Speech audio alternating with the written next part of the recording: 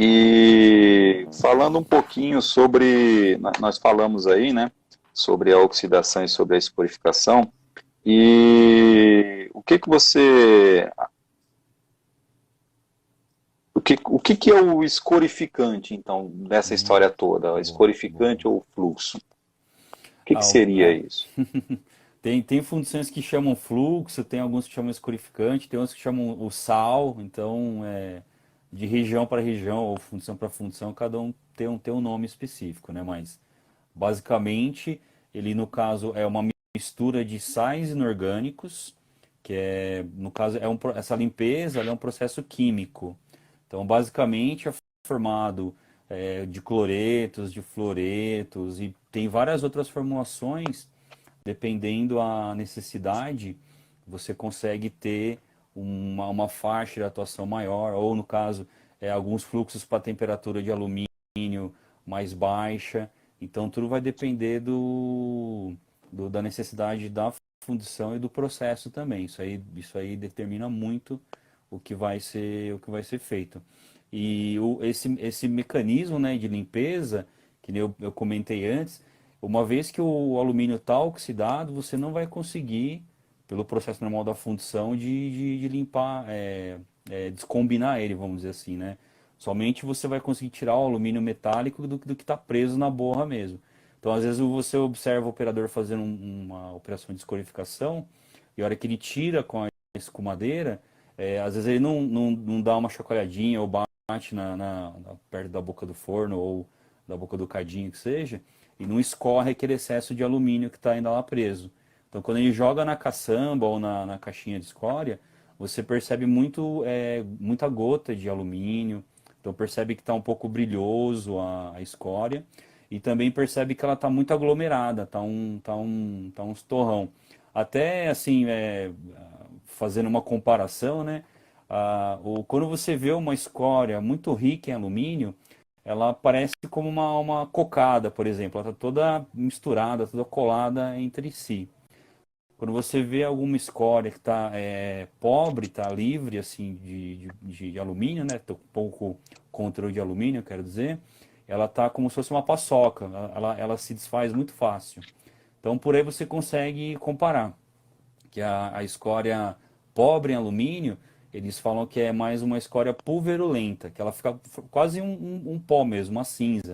Então é bem fácil de você assim diagnosticar também um pouco do resultado, que eu vou falar um pouco mais para frente sobre isso, mas é só para já tentar orientar um pouco mais o fundidor aí, quem está assistindo a gente também.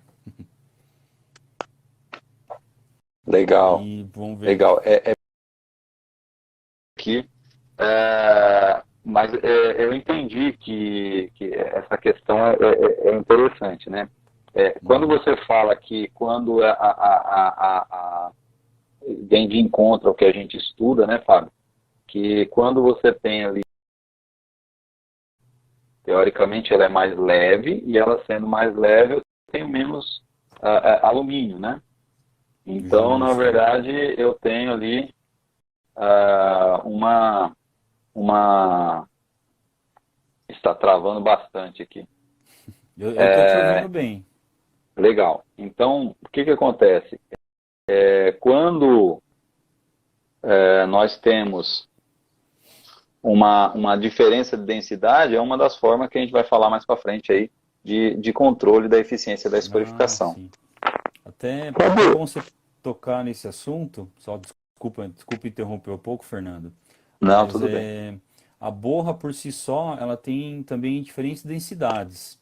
Então, se você fundir o alumínio e deixar ele descansando, parte dessa escória ou borra que seja, a parte dela vai flotar, vai subir para a superfície do alumínio e parte dela também vai decantar. Ela vai se depositar no fundo do forno, no fundo do cadinho. Então, por isso que é importante, algumas empresas têm o hábito de fazer o descanso.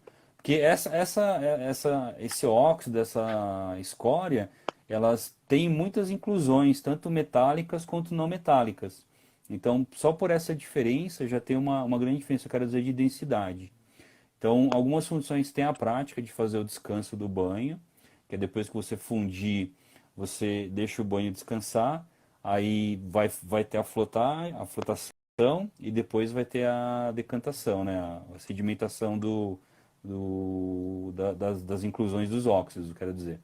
E aí o fundidor faz a escorificação por cima do metal, ele tira aquele excesso, e depois com o desgaseificador, ele joga um pouco de fluxo ainda por cima, né? Porque a hora que o desgaseificador começar a entrar em operação, aquele óxido que está sedimentado, ele vai subir, então o fluxo vai servir para capturar também esses óxidos aí, esses também carbetos e óxidos também que o Gusabino comentou aqui, concordo sim. Então são vários elementos, assim, uma vez eu tive que fazer uma análise química de uma borra, deu pelo menos uns 12 compostos, então é muita coisa realmente.